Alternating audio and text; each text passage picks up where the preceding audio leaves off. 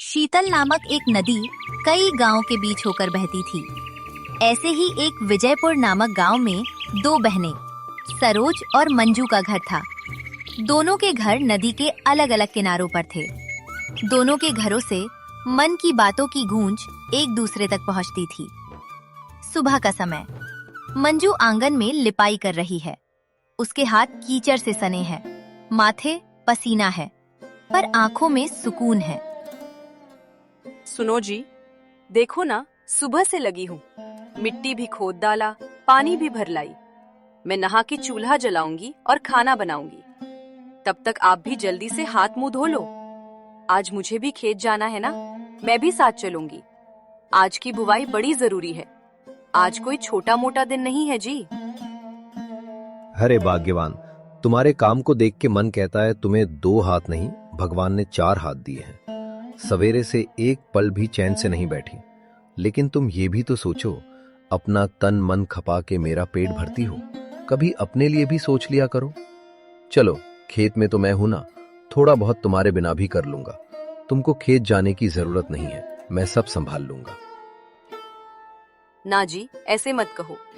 खेत कोई पराया थोड़े है। हमारी जीवन की रोटी वहीं से पिसती है। एक एक बीज मेरे हाथ से गिरेगा, तभी तो फसल पर अपना अधिकार लगेगा। और वैसे भी जब आप साथ होते हो तो सारी थकान कहीं मानो उड़ जाती है। नहीं भाग्यवान, आज तुमने बहुत मेहनत कर ली है, बाकी का मैं देख लूंगा। वैसे भी ऐसे ही तो जीवन जिया जाता है, बिना किसी शिकायत के। एक काम तुम करो, एक मैं करूं, यही तो खुशहाल परिवार की निशानी है। मंजू अपने पति के प्यार से समझाने पर मान जाती है और ऐसे ही दोनों एक दूसरे को समझ के खुशी से अपने जीवन बिता रहे थे। मंजू की बड़ी बहन मिट्टी का चूल्हा जलाकर रोटियां सेक रही थी। उसका बेटा बबलू उसके पास बैठा था। सामने खटिया पर श्यामू बैठा था, आंखों में आलस और थकान लिए। सरोज, रोटियों की खुशबू तो अच्छी आ रही है, पर एक बात पूछूं, कितना वक्त लगेगा खाने में? क्योंकि खाना बनने के बाद मुझे खाना देकर बबलू के साथ तुम्हें ही आज खेत की तरफ देकर देखना होगा। मैं आज नहीं जाऊंगा, मुझे बहुत नींद आ रहा है। अरे ओ पतिदेव, उठ भी जाओ कभी। सारा दिन ऐसे बैठे ही रहोगे क्या? सवेरा हो गया और थोड़ी देर बाद दोपहर भी हो जाएगी, लेकिन तुम अभी तक खाट चिपकाए बैठे हो। पड़ोस की औरतें तो कहती हैं, देखो सरोज, तू खून पसीना बहाती है और तेरा मर्द बस घर में लेटता रहता है। अरे तंग आ गई हूँ तुमसे मैं। अरे तो क्या हो गया? आराम करने में कौन सा जुर्म कर रहा हूँ? और वैसे भी खेत की बुआई में कौन सा धन बरसता है आजकल? कुछ जमीन बेच लेते तो कुछ मोटा पैसा हाथ में आ जाता। और मैं तो कहता हूँ कि जो तेरे माता पिता की जमीन है वो जाके मांग लेते हैं, उसे बेच के अच्छा पैसा मिलेगा। तो क्या बेच दूं सब? तब तो अच्छा ही होगा तुम्हारे लिए। सब बेच के आराम से लेटे लेटे खा जाओ और फिर बाद में हमारे बेटे बबलू को दर दर भटकना पड़े। और रहा सवाल मेरे माता पिता की संपत्ति का, उसे तो मैं कब से लेना चाहती हूँ, लेकिन माँ बाबूजी थोड़ी ना मुझे अकेले सब दे देंगे। वो है ना मेरी हिस्से की भागीदार, मेरी छोटी बहन मंजू। उसे छोड़ के मुझे कुछ अकेले नहीं मिलेगा। हर वक्त गुस्सा करती रहती है। अरे कभी ठंडे दिमाग से भी सोच और समझा अपनी बहन को कि तुझे जरूरत है पैसों की, इसीलिए तुझे ही सब दे दे। तेरी बहन मंजू तो कितनी अच्छी और समझदार है, वो मान जाएगी। हाँ, तुम्हें बड़ा जानकारी है मंजू के बारे में, जैसे वो कोई देवी हो जो हमें सब कुछ दान कर देगी। अरे उसका पति कोई बड़ा जमींदार नहीं है जो वो माँ बाबूजी की संपत्ति का हिस्सा नहीं लेगी। तुम भी तो मंजू की पति की तरह अच्छे से मेहनत करके अपना घर चला सकते हो, लेकिन नहीं, महाराज को तो दिन भर चारपाई पर लेटना है। अरे क्या तुम सिर्फ ताना ही देना जानती हो? भूख लगी है, मुझे खाना दो जल्दी से। हाँ, मैं तो बस तुम्हारे लिए खाना ही बनाती रहूं ना। हाय मेरी फूटी किस्मत, किस्मत में तुम जैसे पति ही मिलना था मुझे, जो मेहनत के बजाय चारपाई पर दिन भर लेटते हो। मुझे भी अब समझ में आने लगा है, मंजू से बड़ी हूँ, इसलिए मुझे ही कुछ इस घर के लिए बड़ा काम करना होगा। तुम्हारे भरोसे रहेंगे तो मुझे और बबलू को भीख मांगना पड़ेगा। बबलू अपने माता पिता के अनबन को देखता है, लेकिन सरोज की झुंझलाहट के कारण चुपचाप बैठा हट सा रहता है। ऐसे ही रोज सरोज और उसके पति के बीच झगड़ा होता रहता था। इनके परिवार में मंजू के परिवार जैसी खुशहालता नहीं थी। अगले दिन सरोज मंजू से मिलने उसके घर जाती है। दोनों बहनें चारपाई में बैठकर चाय पीती हैं और अपने सुख दुख की बात करती हैं। याद है दीदी, जब हम छोटे थे तो कैसे हम हमारी गांव के छोटी सी तालाब में मछली पकड़ने जाते थे। लेकिन अब देखो, हम दोनों के ससुराल नदी किनारे है, फिर भी हमें नदी के पास ज्यादा जाने का मौका ही नहीं मिलता। सबका अपना अपना किस्मत है, काम ही इतना रहता है घर में। फिर भी मैं तो थोड़ी बहुत अपने पति के साथ घूमने जाती ही हूँ, लेकिन तुमको तो ज्यादा मौका ही नहीं मिलता होगा ना।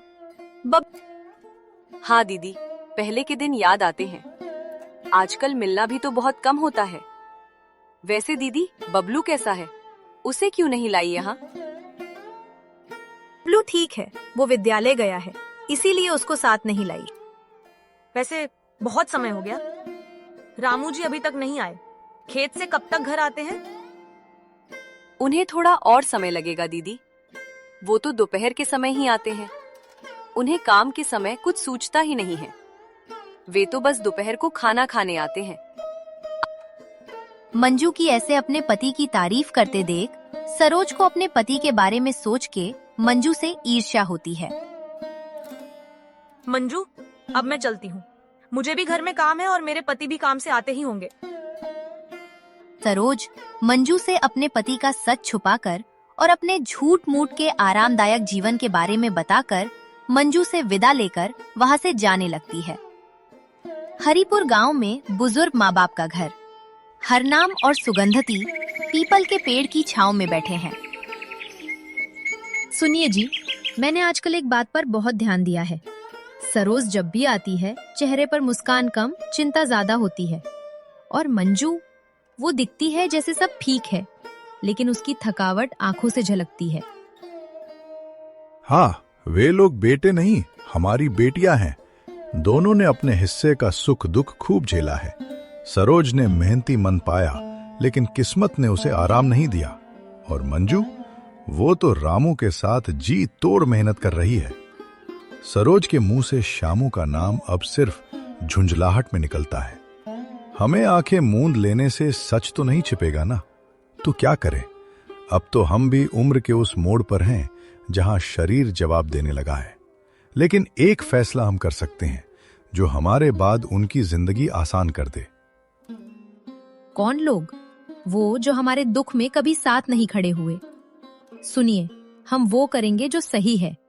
मंजू और सरोज दोनों हमारी बच्चियां हैं, और अगर हमने उन्हें बराबरी नहीं दी तो ये नाइंसाफी हमें जीवन भर काटेगी। ठीक है, फिर जब वो दोनों आएंगे तब हम लोग इस बारे में उनसे बात करेंगे। सरोज अपने घर लौटती है। शाम का समय है। शामू चारपाई पर सोया हुआ था। सरोज को देख जल्दी उठ जाता है। ओ सरोज, कहाँ मारी मारी फिर रही थी? देखा नहीं, दिन भर भूखा पड़ा हूं, न पानी न रोटी। क्या इसीलिए ब्याह किया था तुमसे?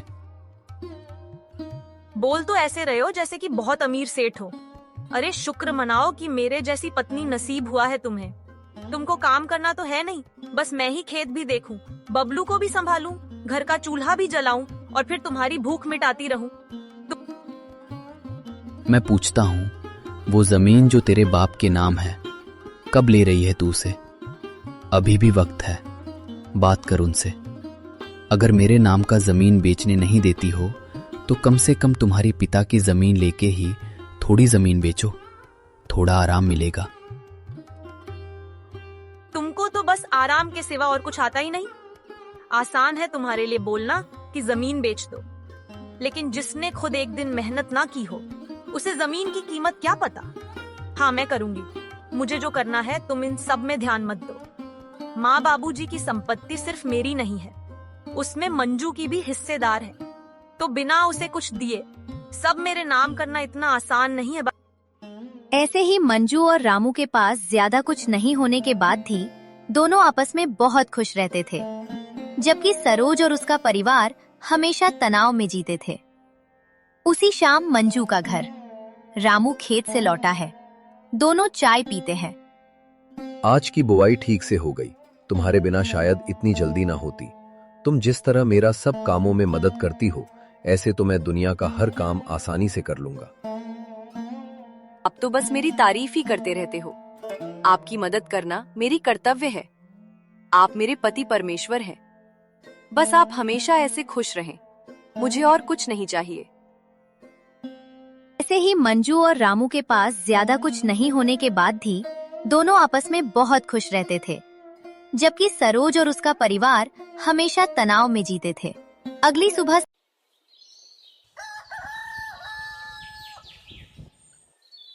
सुबह सरोज अपने माता पिता के घर जाती है और अपनी स्थिति बताती है। मैं चाहती हूँ कि आप जमीन जायदाद की बात अब टाले नहीं। श्यामू किसी काम का नहीं। बबलू की पढ़ाई का खर्च, घर का राशन सब मेरे सिर पर है। मैं चाहती हूँ कि आपकी कुछ जमीन मुझे मिल जाए और बाकी जो भी बचेगा उसमें आप दोनों रहना, ताकि कुछ तो अच्छे से जी सकूं। बेटी, ये तो हमने पहले ही सोच के रखा है, लेकिन जो भी बांटना है दोनों बहनों को बराबर बांट देंगे। मंजू भी तो हमारी बेटी है, जैसे तू है। लेकिन माँ, मंजू और मेरे हालत में फर्क है। मंजू के पास सब कुछ है। रामू मेहनती, ईमानदार, खुद की जमीन है उसके पास, और दोनों मिलकर अच्छी जीवन बिता रहे हैं। उनके घर में चैन है, समझ है, सुकून है, और इधर मेरे हिस्से में तो बस संघर्ष है। क्या ये बराबरी है? जरूरत और हक दो अलग चीजें हैं। मंजू अगर सुखी है तो वो उसकी किस्मत है, लेकिन इससे उसका अधिकार कम नहीं हो गया। उसे यूं ठग लेना माँ बाप के हाथों ये हमसे नहीं होगा। है माँ, बाबूजी, आपने जो समझा कह दिया। मैं सिर्फ अपनी बात कहने आई थी। जो भी होगा मैं मंजू से बात कर लूंगी। शायद उसे खुद जरूरत ना हो, और अगर उसे लगने लगे कि उसकी बहन की हालत उस जमीन से सुधर सकती है, तो शायद वो अपने हिस्से से मुझे कुछ दे दे। मैं आज ही उसके पास जाके बात करूंगी। दोपहर को सरोज और श्यामू मंजू के घर पहुंचते हैं। जीजा जी, आप दोनों ऐसे अचानक? कुछ हुआ है क्या दीदी? मुझे हमारी माँ बाबूजी की जमीन के बारे में कुछ बात करनी है, और हम यहाँ इसलिए आए हैं कि तुझे हमारी मदद करनी होगी। कैसी मदद दीदी? मैं कुछ समझी नहीं। और माँ बाबूजी की संपत्ति के बारे में क्या बात करनी है? उससे हमारा अब क्या लेना देना है? हमारी तो शादी हो गई है। लेना देना है मंजू। हम दोनों बहनों के सिवा उनका कोई नहीं है, तो उनके सारे संपत्ति वे लोग हमें ही देंगे, और ये फैसला उनका ही है। बस वे लोग हम दोनों बहनों में संपत्ति बराबर बांटना चाहते हैं, जबकि मुझे तुझसे संपत्ति की ज्यादा जरूरत है। हम पर थोड़े कर्जा है, इसलिए हमें पैसों की बहुत जरूरत है, और आजकल इनका भी तबीयत कुछ ठीक नहीं रहता है, तो इसी वजह से ये भी ज्यादा काम नहीं कर पाते। बबलू भी बड़ा हो रहा है, उसके भविष्य का भी तो सोचना होगा, इसलिए तू ही हमारी मदद कर। हाँ मंजू, तुम इतना उपकार कर दो हम पे। हम मजबूर हैं, नहीं तो हम कभी तुम्हारे हिस्से की संपत्ति नहीं मांगते। कम से कम बबलू के खातिर ही मदद कर दो। ठीक है, मैं सब समझ गई दीदी, लेकिन आप हमसे क्या चाहते हैं? हम आपकी क्या मदद कर सकते हैं इसमें? देख मंजू, माँ बाबूजी मेरी हालत को देख के भी मुझे ज्यादा देने को तैयार नहीं है, इसलिए अब तुझे ही उनको बोलना होगा कि मुझे तेरे हिस्से का भी थोड़ा दे दे। अरे अरे, आप लोग ऐसे भावुक मत होइए। मंजू समझ गई है, वो आपकी मदद करेगी। क्यों मंजू, करोगी ना इनकी मदद? हाँ हाँ, क्यों नहीं। मैं आप लोगों की मदद करूंगी और माँ बाबूजी को भी समझाने की कोशिश करूंगी। आप लोग निश्चिंत रहें। शुक्रिया मंजू। शुक्रिया रामू जी। अभी हम लोग चलते हैं। कल सुबह हम सब माँ बाबूजी के घर चलेंगे।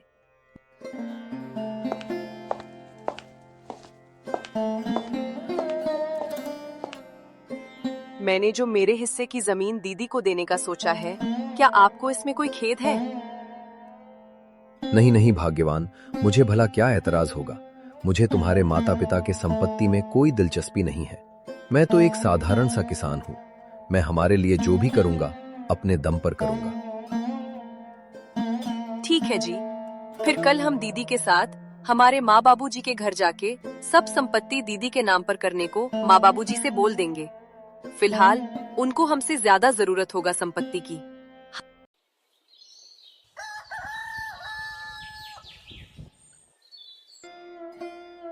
अगली सुबह हरनाम और सुगंधती के घर पर दोनों बेटियां और उनके पति बैठे हैं। आज तो दोनों बेटियां एक साथ हैं। ये तो आज घर में रौनक हो गई।